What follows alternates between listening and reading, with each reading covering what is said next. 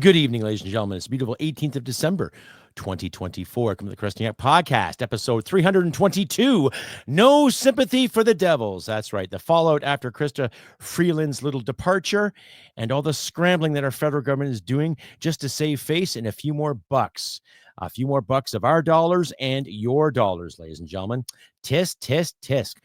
Listener and viewer discretion may be advised because I will smoke and I will swear and make funny faces and make fun of leadership as always. So please stick around. See you in a bit. Hit it, sweetheart. Because I am hard, you will not like me. Yes, sir. There is no racial bigotry here. Here you are all equally worthy. From Western Canada, this is the Crusty Canuck podcast, a Canadian veteran's point of view on political, social, economic issues, and life. Here's Crusty. That's right, ladies and gentlemen. Welcome to the episode 322. No sympathy for the devils. I'm your host, Crusty Canuck. And this podcast is also brought to you in part by and supported by Veterans for Freedom Network. That's right. Stand to Veterans for Freedom. And coming soon, Veterans for Freedom TV. Okay, I'll keep saying that, but here, stay tuned. Nonetheless, hi, everybody. I'm your host, Crusty Canuck. Hope you all had a pretty good couple of days. I know I've been pretty busy myself, especially with work and everything, too. Working like a dog, keeping these lights on, keeping this podcast going, and trying to get everything ready for you, my wonderful audience, too. If you like and hear what you see, please click like, subscribe, share this content all over your social media platforms too. And please, to my YouTubers out there, please double check your subscription. Make sure your bell and all that, you're still subscribed. I noticed that I'm getting some good comments and some likes, but my subscriber list keeps going down for some reason. I don't know what it is, but please, ladies and gentlemen, just double check your feed, double check your connection and all that good stuff, and make sure everything's copacetic too. And like I say, please like and share, comment, all that good stuff. Help us Canucks get our words out there, ladies and gentlemen. So as the title card said, right, Mr. Jagmeet Singh is on the fence whether he wants to throw a non-confidence vote. I know the rest of Parliament wants to, but he doesn't want to. That's the thing. So as we sit here and we discuss this even further, especially after the fallout with Miss Krista Freeland, okay, to my American listeners out there, she was basically the deputy PM, finance minister, wasn't qualified, assisted this country greatly in going into debt, and made fun of the truckers, made fun of the convoy, and basically made fun and talked down to Canadians most of her natural political career. Okay, so drama is unfolding here in the world of Canada, here in the world of Canadian politics too. Okay, now I have an interesting day myself too. I've subscribed to the Threads social application too. I guess it was Facebook's rebuttal to what Elon Musk did with X, with Twitter there too. And I put my profile up there too. And I made a comment to somebody about trying to be a victor instead of a victim. Okay. Now, of course, all the racist aficionados come out of the woodwork, and all these other little kids and their opinions and the SJW mantras and all this crap. Basically, a lot of these children, and I will call them children, because some of their comments were just downright fucking rude and downright nasty and just mean. Okay. So if anybody from those little conversations that we've had the past couple of days, yes, I have bags under my eyes. Why? Because I'm 50 years old. Okay. I also work for a living. Nothing was handed to me. And everything you see in this background, in this studio, is what I fucking work for. Okay. Yes, I dropped an F-bomb. Okay. I wasn't raised to be a racist. I wasn't raised to be a bigot. I wasn't raised to be marginalized. Okay. And I'm not a goddamn victim. I choose not to be a victim. Do you understand that? Do you understand plain English? Okay. So you want to talk about bags in my eyes? That's fine. I've also got scars on my back too from carrying rucksacks. I've also got sore legs, sore knees from driving the body and shooting the foot too. That's what happens when you spend 20 years in the military. You tend to have injuries you never thought you were going to get, but they end up rearing their ugly head later on in life too. But I guess half you SJWs wouldn't know that because you still live in your mama's house, in your mama's basement, eating hot pockets and playing computer games, right? Anyway, I'm digressing. So just to get out there, ladies and gentlemen. No sympathy for the devils. That's what it is. Because when you look at the political situation in this country and how all of these individuals are saying they're standing up against for Christia, and they're standing up against Justin Trudeau now. My question is to the Liberal Party of Canada, what took you so bloody long? Okay. What took you so bloody long in the contrast of standing up against the PM and his BS? Because we all know you want him to go and you want him to stop being such a big bully and stop being so mean to everybody and stop being a dictator and all this stuff. And yet you guys stood by him from 2015 until now. Why the sudden change? Why the sudden change of face? You're protecting your jobs? Of course you're protecting your jobs, because being an MP means you get paid a lot of dough. You get a lot of perks. You get your transportation to your home riding, right? Paid for. You get meals paid for. Other little perks too, right? Not to mention, if you're a backbencher, I think you roughly get paid $190,000 a year. And if you're an actual minister, $263,000 a year of taxpayer money going your way. So which is it? Okay. I'm seeing a lot of cowardice on both sides, even some of the conservative side too. The conservatives could have stood up and said a little bit more in the House, regardless of what the speaker says, but who gives a shit, right? Okay. So anyway, I'm going to play a little video here from Rebel Media and what Jagmeet Singh has to say. Now, this man has the option to have a non-confidence vote and to get us an election probably by February, the latest. Actually, he could have had a non-confidence there back in the fall too. But no, here's Jagmeet Singh, a career politician. He's only been in politics for a little while. But, you know, in order for an MP to gain a full pension, you got to do 6 years of service sitting in the House. Now, I disagree with that. I would rather see an MP do a minimum of 8 or 10 years to get any kind of pension, period. Okay? Because I had to earn my pension. I didn't just have to go through the motions. I actually had to earn it and get hurt on the fucking job. Okay? So when I listen to these clowns beg, borrow, and steal and say, you know, Justin's got to resign, it's like, well, how about you call an election? Therefore, he'll be defeated. But see, get this, though. These individuals want to hang on to their job for dear life and whatever perks and privileges they can get before they're actually voted out. And I'll play the first 3 minutes of this video from Ezra Levant from Rebel News there, and he'll give you some insight. You know, just listen to what Jagmeet has to say about things, and it gives you a perspective there, ladies and gentlemen. But I will play that right after this little blurb. Stay updated and follow Crusty Canuck on Facebook, Twitter, Gab, Telegram, YouTube, and Podbean. Subscribe today and donate at crustycanuck.ca. And we're back, ladies and gentlemen, the Crusty Canuck podcast. I'm your host, Crusty Canuck. Just one more reminder, too, if you like and hear what you see, click like and subscribe. Share this content all over your social media platform, too. And my American listeners out there, my American fan base, you guys are awesome. Don't let the SJWs get you down. Yes, I have bags in my eyes because I work for a living, and I might get an average of 6.5 hours sleep a night. So to all you wankers and wankettes out there that constantly worry about people's looks, you're part of the problem. Anyway, I'll carry on. Excuse me. So here's a video from Ezra Levant and what Jagmeet Singh has to say about certain issues, what have you, in regards to what Justin Trudeau must do now. Because you're seeing quite the turncoat here when it comes to these individuals talking a big game, but they failed to lace up and get in the corners and forecheck. Little hockey analogy there, ladies and gentlemen. But please, judge for yourselves and tell me what you think in the comments, ladies and gentlemen.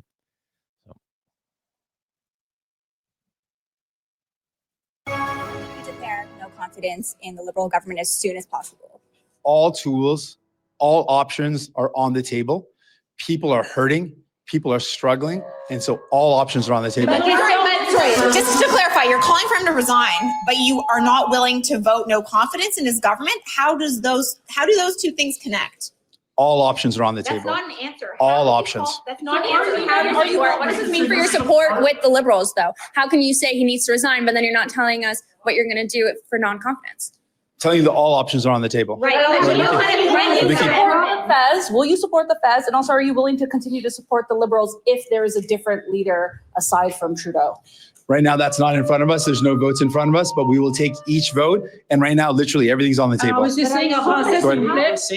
Singh, that all options are on the table. So why are you holding out the option to still support this government? I understand that you're saying that you might trigger a confidence vote. But why are you still holding out the option? What is the glimmer of hope that you're seeing to possibly support the Feds or possibly support this government in some other way? Depends on the votes. And so I want to make it very clear.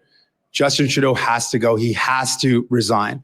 And because of that, all options are on the table. But look, even if Yeah, non-confidence. Oh, all options on the table. Options are on the table. Options are on the table. That's right. All options are on the table. Like I'll leave this whole video and the link there in the description there, ladies and gentlemen. But just, over and over again, all options are on the table. All options on the table. What are we going to do? All options on the table. He has to resign, 6 months ago, he was kissing his ass royally. Okay. 6 months ago, he's all over him like a dirty shirt. Now he must resign. Okay. There's a CBC story somewhere. I'm not going to put CBC on. I get tired of the regurgitated crap because they're flinching and they're getting scared too. Because if the Poilievre government gets in, guess what's going to happen to CBC? They're going to get defunded. They're going to get cut. Okay. And to my American audience out there who is not exactly sure who the CBC is, it's basically our state-run media. It's like our National Broadcasting Corporation. At one time in our history, they used to put on some pretty good shows. A lot of Canadian content, Canadian homegrown shows. A lot of talent started there. Keanu Reeves actually got his start at the CBC, believe it or not. Okay. Now look at Keanu Reeves now. One hell of a fucking actor. Okay. Kick-ass guy. And probably I hear he's a real super nice guy too. I'd like to meet him someday. Anyhow, make a long story short, CBC is a joke now. Okay, because back in 2021, a lot of legacy media received the sum of roughly $600 million to stay afloat, basically corporate welfare. So a lot of journalists and a lot of executives and a lot of, bigwigs, multi-dollars were getting paid the big bucks to toe the government line. How else do you talk about corporate media, right? Or, government-sponsored media, taxpayer-sponsored media. Anyway, like I said, I'll leave this link in the description for you, ladies and gentlemen. Do what you can. Assess yourself, but you're seeing where we're going here. No one can decide and the government's failing. Now, here's some Liberal caucus members who have said their boss has got to go.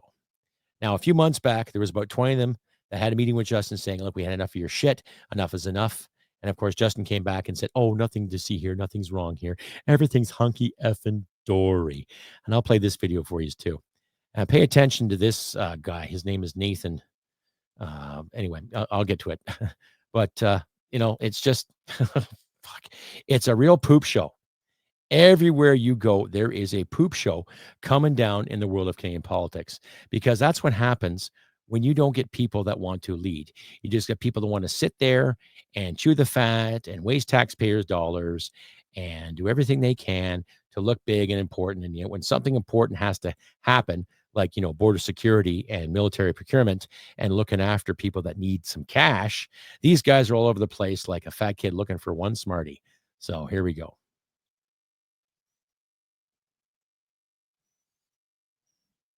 Take on the housing file by the Prime Minister? I got to figure that out later today or sometime next Have you been approached? Not exactly. Toronto MP Nate Erskine-Smith had announced he wouldn't be running again for the Liberals. However, that calculation may have changed. If there's an opportunity to make an even bigger difference on a really important file.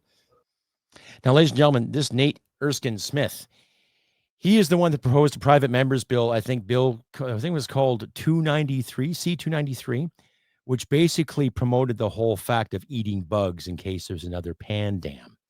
Okay, this little weirdo has got some really nasty ideas. So I wouldn't trust him as far as I can throw him. But, ladies and gentlemen, you decide. Maybe it's worth to, maybe it's worth to revisit the conversation about what the sacrifice looks like. Clear path, please. Clear path. It comes as calls for Justin Trudeau to step down are getting even more forceful. New Brunswick MP Wayne Long wrote a letter to caucus colleagues calling for the Prime Minister to step aside, adding the mishandling of Chrystia Freeland's resignation was embarrassing, writing, quote, "It's an indictment of the chaos and insularity within the Prime Minister's inner circle." But Trudeau's supporters continue to stand by him. I know the Prime Minister is very committed to building a strong Canada. He's devoted his political life doing that. And is he still the right person for the job? I have confidence in him because he's a strong leader. Opposition parties have lost confidence in Trudeau, but NDP leader Jagmeet Singh won't commit to bringing down the minority Liberal government. So I'm not going to box myself in.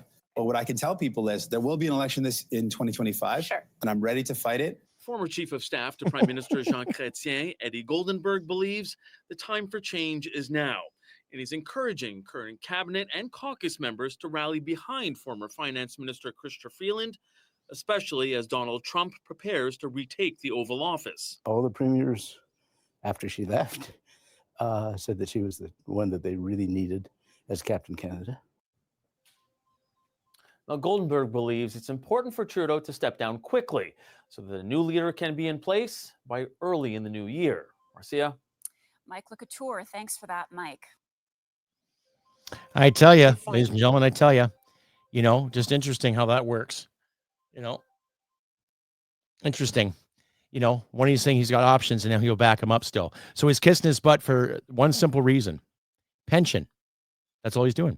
He wants to keep his pension. If he rides this out until February 25th, Jagmeet Singh gets his pension. Now, Donald Trump gets inaugurated come the 20th of January, I believe. And if things don't change when it comes to our border issues that Donald Trump asked for, then he's going to increase 25% tariffs. So what kind of game are they playing at, ladies and gentlemen? What kind of game are these politicians playing at our expense? Time will tell. Stay updated and follow Crusty Canuck on Facebook, Twitter, Gab, Telegram, YouTube, and Podbean. Subscribe today and donate at crustycanuck.com. And you're back, ladies and gentlemen. Welcome back to the Crusty Canuck Podcast, episode 322. No sympathy for the devils. So you heard the rambling about certain cabinet members, that little Nathan Smith and his crazy eat the bugs bill. But I've got no sympathy for any of them because they had so much time to really do something about the issues that were at hand. Technically, since 2015, right? And I'm a firm believer that in the parliamentary system, this is like the motto that I personally believe in. Not the party, not the person, but the constituents and the country. Okay. The likes of Glenn Beck would sit there and kind of shake his head because, well, he's a staunch American and he's every right to speak his mind. And he's talked to a lot of Canadians recently in regards to what's going on in this country with our leadership. Okay.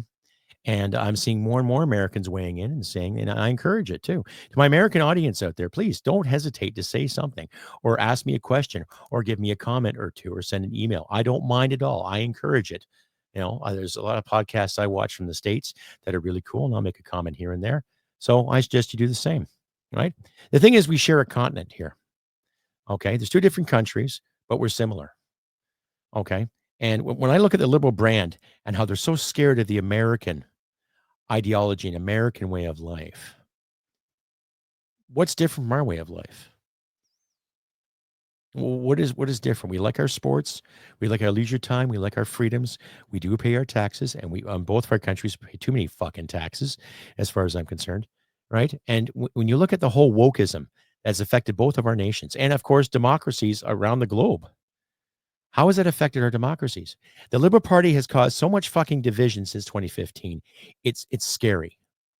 Okay, look at the riots that have come in the streets in this country. Because of wokeisms, because of what's happening in the Middle East. Okay. The last time I think Canada saw a riot to any kind of scale, I think was when Vancouver lost the Stanley Cup back in, what was it, 2012, I believe, right? The one before that, I think, was 1993 when Montreal won the Stanley Cup. Okay. So when it comes to perspective and when it comes to all these individuals talking about division and unity, the Liberal Party hasn't unified a goddamn thing. It cannot unify a baby with a diaper to go and do a boo-boo. Okay? The NDP can do no better. Like, look at this title card here. It's all about cash. Right? Jagmeet Singh is a socialist. He drives a Maserati, and he says he stands up for the working class. Now, how many people do you know in the working class can afford a Maserati?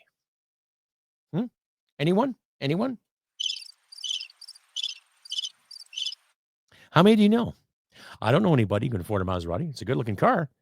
You need a few bucks to keep it on the road and to buy it, right? Liberal caucus, too. How many of these individuals, Dominic LeBlanc now is the finance minister and the public safety minister. What the fuck is in his portfolio to call the shots? What does he know about finances? Right? He's been in federal politics since the better part of 2000 or 2001, if I'm not mistaken. What does he know about federal politics other than sitting in a bench and blah, blah, blah, blah, encouraging talking points? Okay.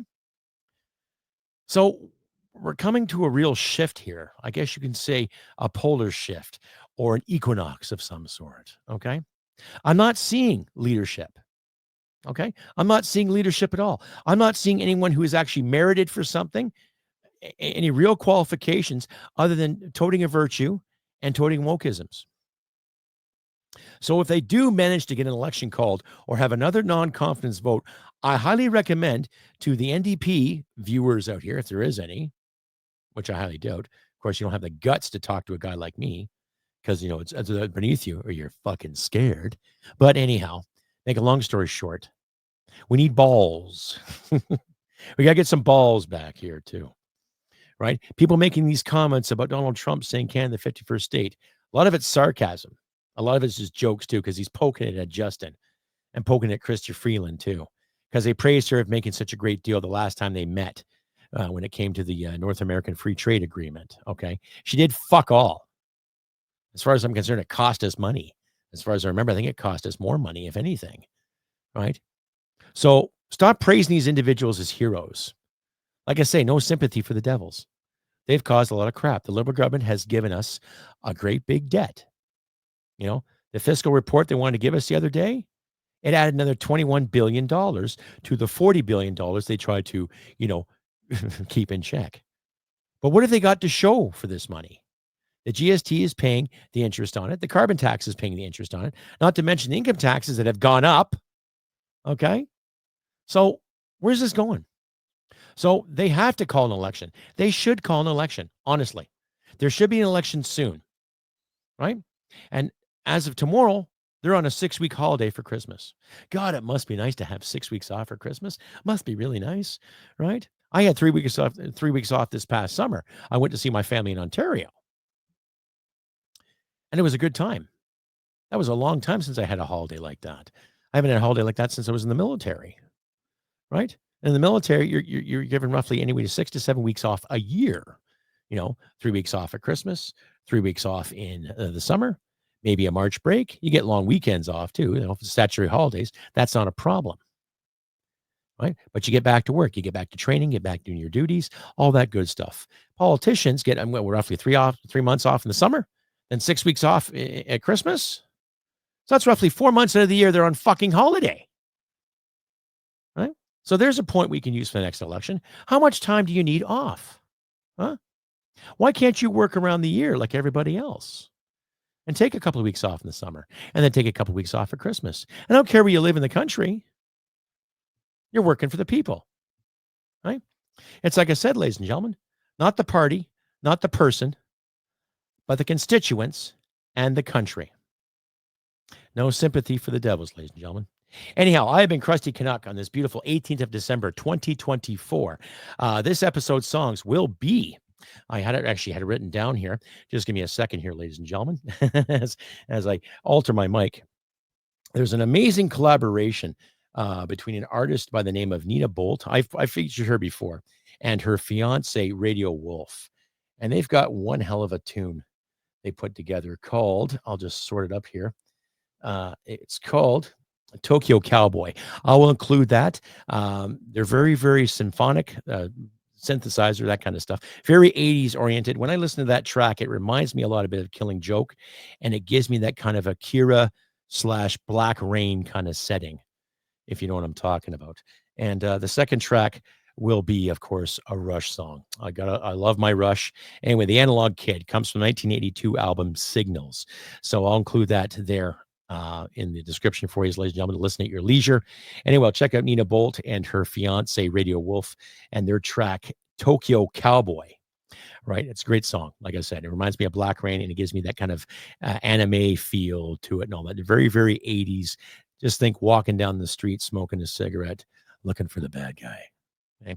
Anyhow, ladies and gentlemen, like I said, I've been Crusty Canuck in this beautiful 18th of December, 2024. Christmas is coming. Let's be festive. Let's just be forgiving. even though there's some people out there that say some really bad words, but we can handle it. We can be resilient because it's about being the victor and not the victim, right? That's a new mantra that I think a lot of people should share more and more often as we speak today. I know we're trying times. Things are going to get tough, but, like the old British adage, chin up, do what you can, ladies and gentlemen, and stand firm. That's all we can do. Anyway, I'm going to try to get more episodes up before my cycle off there. I might do a Vids on the fly soon. I don't know, but I'll get that sorted out as soon as I can based on my work schedule. Things, I've got long days. Anyhow, I'm digressing anyway. So I wish good things for you all out there. Do what you can. Help you out in these trying times. And like I always say, ladies and gentlemen, humanity and merit wins the day. Take care, and I'll see you soon. Bye for now.